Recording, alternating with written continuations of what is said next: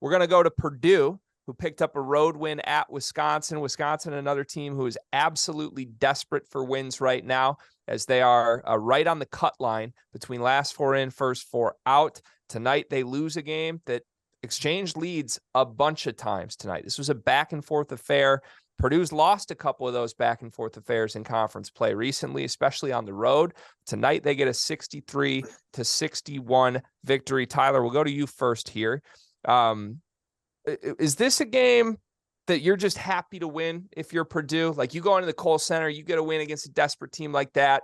You're not worried about style points as a team as talented as them. Just get the W, and that's all that matters? Absolutely not. I mean, I'm concerned about Purdue, but I do have faith in them. I love Zach Edey. I think he dominates the paint. But to me, their guards are young. They're freshmen. I mean, they're hitting a wall. It's the back end of the season.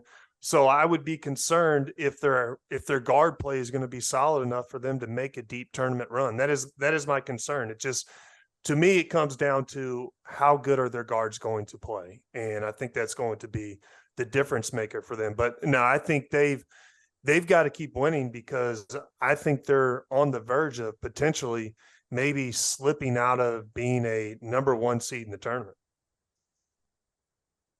Yeah, I mean, I agree with Tyler on that. Going into today, they had lost 4 out of 6. I think if any other team in the country had lost 4 out of 6, we're not even talking about them as a 1 seed. We're not. And I think that's the reason you got to give UCLA the nod right now over them. And I have great respect for Purdue and what they've done this year. But I just think the losses that have kind of piled up here towards the end. But hey, listen, today was big. They had to get it. They got it. They found a way. Zach Edey was outstanding. I'd love to get Tyler's thoughts too, just in terms of watching those two front court players tonight. What separates Edey versus Hunter, because obviously the size of Edey he's bigger, but I mean, those two guys are just outstanding, and they are drawing so much double teams and different defenses and different things that they have to deal with on a night in, night out basis.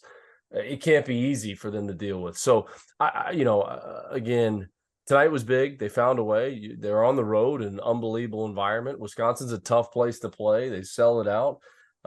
It's loud in there. It's senior night. It's a lot of emotions involved.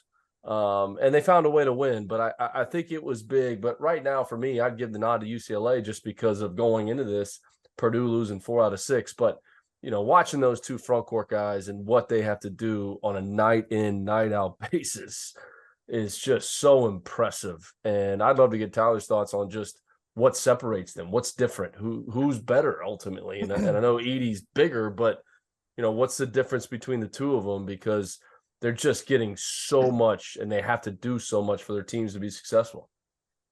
Well, I think Zach Edey dominates the game with his size. I think there hasn't been many players to dominate the game just from their, physical presence. Like, you talk about Shaq, who just dominates the post just because he's so big.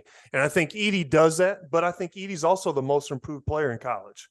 And who's having a better year to me? I think it's Zach Edey. I think Zach Edey's probably the national player of the year. And I don't think anybody saw Purdue having the year that they were going to have, being the number 1 seed. I think they've been consistent up until recently. But Hunter, Hunter's had he's had some valleys this year. I mean, he is a very good player. He showed up big in some of these big moments, that shot he hit last week. But to me, Hunter is probably a better passer. I think when Hunter takes his time, he does a great job at finding the open guy. I think that's why it's so important for Michigan to be able to make those layups, as is important for any team, and those open shots. That's why they need to have shooters, because the defense is just collapsing on Hunter. I don't think Hunter has the height to get the shot off as easily as Edey does. So I think when he gets doubled, he's got to move the ball to the open guy faster. But they're similar, but to me, Zach Edey dominates because he's physically so much bigger. I mean, he affects the game defensively as well. As many shots as he changes just with his height and length, is incredible, and he really dominates the whole paint. I've really enjoyed it. I mean, I've really enjoyed watching him all year. Yeah. The other thing I would just chime in on with Edey that makes him different from the other 7'5", whatever you want to call them, monsters that have appeared in this sport in the last 2 decades, right? Correct me if I'm wrong on this, Tyler, and Matt too. Maybe you've coached against one, but like, it feels like in the past, like a Kenny George, like, I mean, obviously he's huge. He's going to do what he does off his physical stature alone, but that's maybe like a 20 to 25 max minute problem for a team. You know, you're going to get some breaks there. Like Zach Edey can do what he does for 36 minutes if needed. It's absurd. Like that was the big question this offseason, you know? Yeah, and he's really worked on his body. I can tell that he's put some time in the weight room. And also the other thing with Edey is he actually has some pretty good touch. He has soft hands too. I mean, when he goes to the free throw line, you don't think he's a total liability either. You think he's going to knock a few down. I would say that is a huge difference. That's a great point.